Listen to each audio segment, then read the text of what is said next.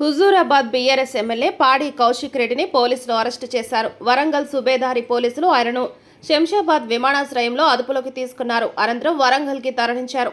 ఆయనపై BNS section 308(2), 308(4), 352 కింద కేసులు నమోదు చేశారు. కోర్టులో హాజరుపరిచి జైలుకు తరలించే అవకాశం ఉంది.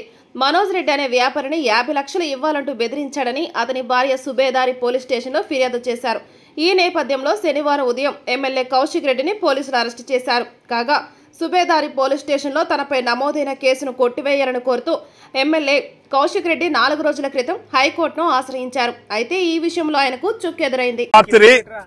ఒక టెర్రరిస్ట్ ను అరెస్ట్ చేసిన విధంగా, ఒక గుండాను అరెస్ట్ చేసిన విధంగా, ఒక రౌడీని అరెస్ట్ చేసిన విధంగా ప్రజాస్వామ్యంగా ఎన్నుకోబడ్డటువంటి బీఆర్ఎస్ పార్టీ శాసనసభ్యుని కౌశిక్ రెడ్డి గారిని అక్రమంగా అరెస్ట్ చేయటాన్ని ప్రజాస్వామ్యవాదులందరూ కూడా తీవ్రంగా ఖండిస్తున్నారు. ఈ రోజు కౌశిక్ రెడ్డి గారిని అక్రమంగా అరెస్ట్ చేయటం కొత్త కాదు. కాంగ్రెస్ ప్రభుత్వం ఏర్పడిన నాటి నుండి కూడా వారిచ్చినటువంటి 420 హామీలు, 6 గ్యారెంటీలు అమలు చేయలేని నిస్సాయ స్థితిలో ఉన్నటువంటి ఈ రేవంత్ ప్రభుత్వం ఈ రోజు ప్రజలు మరి ప్రశ్నిస్తున్నటువంటి వారు ప్రవేశపెట్టదలుచుకున్న పథకాలు అమలు చేయాలని చెప్పి ప్రశ్నిస్తుంటే ఆ దృష్టిని మళ్లించడానికి ప్రపంచమే అబ్బురబోయే విధంగా నిర్మాణం చేసినటువంటి కాళేశ్వరం పైన ఎక్కడో ఏదో జరిగింది, కుంగిపోయింది, ఇరిగిపోయింది, కొట్టుకపోయింది అని చెప్పి అక్రమ కేసు పెట్టి కేసీఆర్ గారిని 60 ఏళ్ల తెలంగాణ ప్రజల కళలను నిజం చేసినటువంటి కేసీఆర్ గారిని కమిషన్ ముందట హాజరుపరిచే విధంగా చేయటం జరిగింది.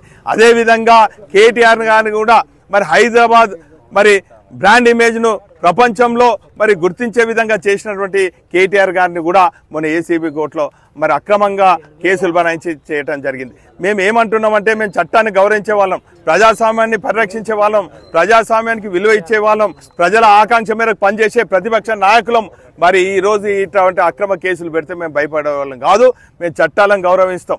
ఈరోజు హరీష్ రావు గారిని పిలిపించిండ్రు, కేసీఆర్ గారిని, కేటీఆర్ గారిని, కౌశిక్ రెడ్డి గారి ఇట్లా అనేక మంది మా శాసనసభ్యులపైన కూడా ఇటు కేంద్ర రాష్ట్ర ప్రభుత్వాలు అక్రమ కేసులు పెట్టినా కూడా మేము కడిగిన ముత్యం లాగా ప్రజల ముందుకు రాబోతున్నాం. ఖచ్చితంగా ఇప్పుడు మరి అక్రమ కేసులు పెట్టినారు, ఇవన్నీ కూడా ఎగ్జార్షన్ అని చెప్తున్నారు. ఈ ఎక్కడ కూడా ఇది లేదు, ఎక్కడ కూడా వాళ్ళతో మాట్లాడినటువంటి దాఖలాలు కూడా లేవు అని చెప్పి మేము కోర్టును కూడా ఆశ్రయించడం జరిగింది. కానీ మరి రాజకీయ నాయకులు ఈ ప్రభుత్వం ఒత్తిడి మేరకు పోలీసు వాళ్ళు అక్రమంగా నిస్సాయ స్థితిలో మా పైన అక్రమ కేసులు పెట్టింది కాబట్టి ఇంకా సిఐ గారిని కలిసినాం, ఏసీబీ గారిని కలిసినాం, సిపి గారి దగ్గర కూడా పోతున్నాం. ఇవన్నీ కూడా అక్రమ కేసులు అని మేము చెప్తాం. మేము న్యాయస్థానాన్ని కూడా కావాలని కుట్రలో భాగంగానే మరి నిన్న రాత్రి అరెస్ట్ చేయడం జరిగింది. ఏదేమైనప్పుడు కూడా మేము కోర్టును ఆశ్రయిస్తాం. ఖచ్చితంగా ఇవన్నీ అక్రమ కేసులని మరి ఇదన్నీ కూడా అక్రమ కేసులు అంటున్నా. ఆమె ఎవరో తెలియదు, ఎవరితో నేను ఫోన్ సంభాషించాలి అని కూడా అంటున్నాం. ఇప్పుడు సిపి గారిని కూడా కలుస్తాం, న్యాయస్థానాన్ని కూడా ఆశ్రయిస్తాం.